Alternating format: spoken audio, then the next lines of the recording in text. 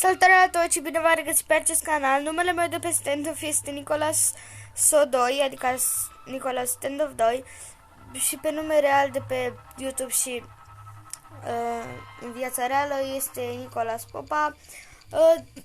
Dacă o să vă placă acest video, să dați like, dar asta vom spune la sfârșit de încheiere, pentru că nici măcar nu știți ceea ce vom face astăzi. Astăzi am să deschid o serie nouă de Stand-off 2.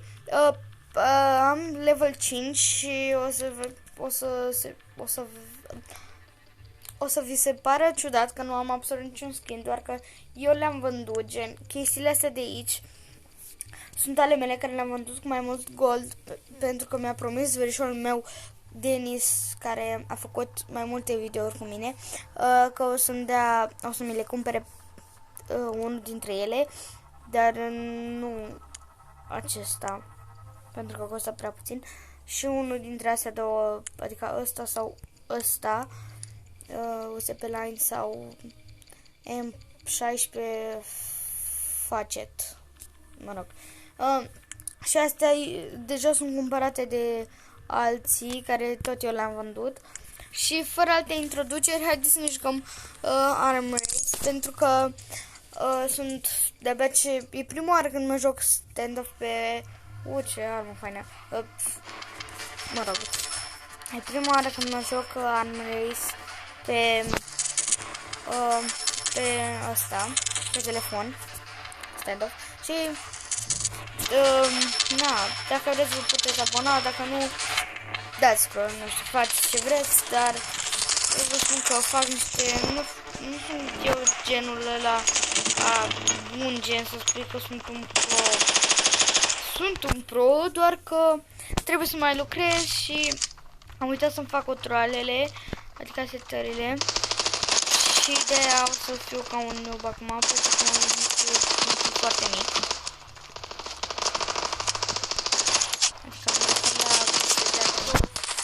La plusul ăla. Și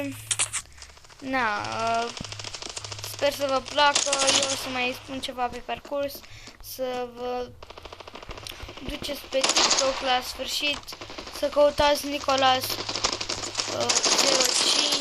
pe TikTok și să-mi dați urmărire, pentru că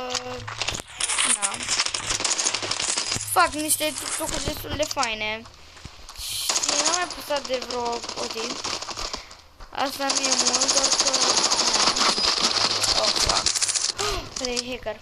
Trebuie să-l mor. Degeaba trag așa. Dar nu, fuck. Oh, fuck. Oh, fuck. Ok, n-am niciun skin nici măcar pe acest... Citaș extraordinar de urât. Normal că mă omoră, că nene ăla are... Fuck! Adică sar în fața mea să-l omoare.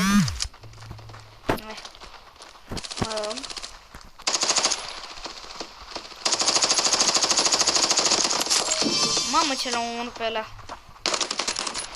Mereu când vreți să omorâți pe cineva mai ușor, eu zic să vă urcați acolo.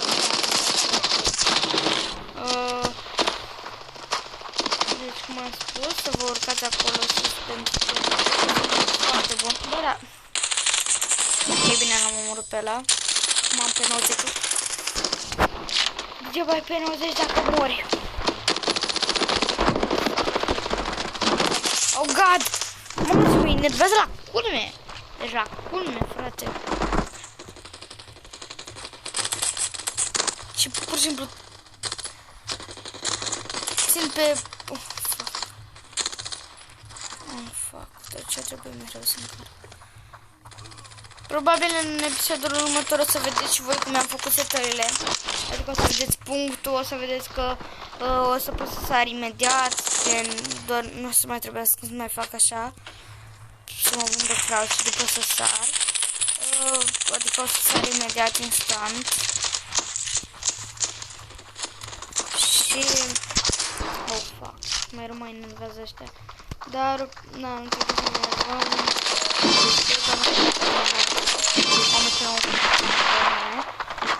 Ok, mi-am luat ăsta mult mai bun. Mai omoară-l. Bine, mulțumesc. Așa, vezi, după cum puteți vedea, sunt destul de bun. Dacă ăla cu AVM e prea bun. Dar și eu pot să spun că sunt destul de bun cu AVM-ul. Nu pot să spun că sunt pro ca Denis. Normal. Dar sunt bun. Asta e tot.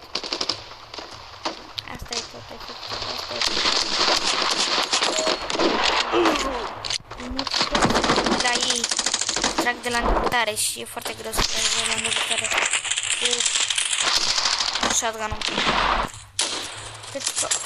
Yes, doamne, cum l-am aruncat pe ăla. Haide, omoară, mă, știu că asta vrei. Te-am omorât eu pe tine. Și mai am 4% viață, normal că m-am omorât. Mai am 4% viață. O fac. Deci uneori îți vine să le dai cu jocul în cap. Stai să vezi ce vă dau eu cu jocul în cap acum. Da, se vede ce le dau cu jocul în cap. Sigur. Unde dau? Păi, mă rog. Am luat AK-47. Yes.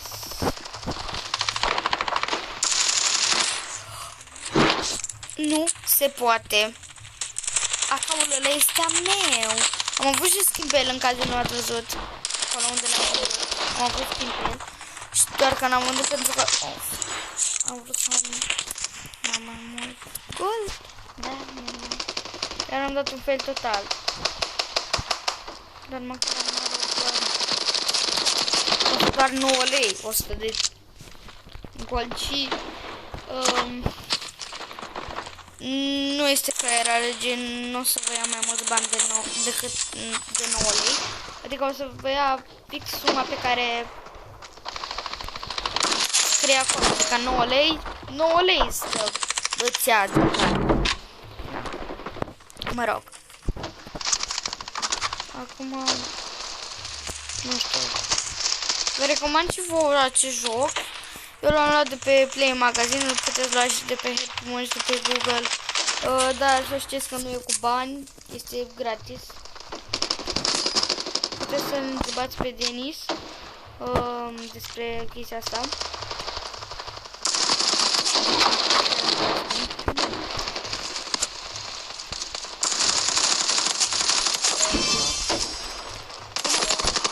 Perfect. Asta e AKR-12 și care semăna aproape ca pilotul. Măcar mă zic mult mai bine. Hai că dau eu cu scop. Nu văd de loc să dau cu la mine. Nu cred că se poate fără scop. Bă, da, se poate dacă te joci de mult timp. Scuze, dar nu sună bunica. O să vorbesc cu ea după. Cum? Cum de-a primit un skin ăla? Doamne, măcar...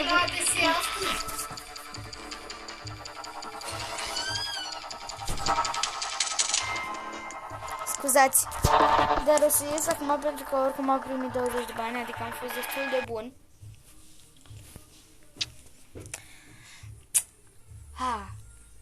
Nu pot să cred că e primul meu meci pe telefon și m-am jucat atât de bine. Acum o să-mi fac setările. O să mă văd și pe voi tot în acest video. O să fac setările. Deci intrăm aici jos la setări. Dăm la controls. Sus. Dacă vreți puteți să controlați astea și eu mereu le dau pe ăsta. Am și uitat pentru ce erau, dar țin minte că mereu le dăm așa. Aici eu nu vreau să umblu pentru că... Da, mie îmi plac așa cum este. Și aici îi puteți da o culoare. Deci mai întâi puteți să-l faceți așa. Dar nu cred că o să vă placă. Eu de obicei îl fac mereu așa. După îl fac mic. Cam așa. Și punctul îl fac să dispară. O să fac un pic mai mic ca să pot să dau cap la distanță. Cam așa. După îi dau static ca să nu se mai facă mare. Îi dăm select. După culoarea eu mereu îi fac roșie. Un pic, stați. Roșie, cam așa. Ceva de genul. Îi dau iar select. După îi dăm apply. Apply fiind aplic, adică să rămână așa. Și gata. După vom intra din nou să vedeți dacă s-a salvat și s-a salvat. Bun, băieți și fete, dacă sunt, cam atât, jucați pe jos și dacă v-a plăcut dați like, subscribe și nu uitați să vă duceți pe TikTok la Nicolas05 pentru a-mi da o urmărire și să fim în număr cât mai mare, să-mi dați numere pentru popituri și noi ne vom vedea data viitoare. Pa, pa!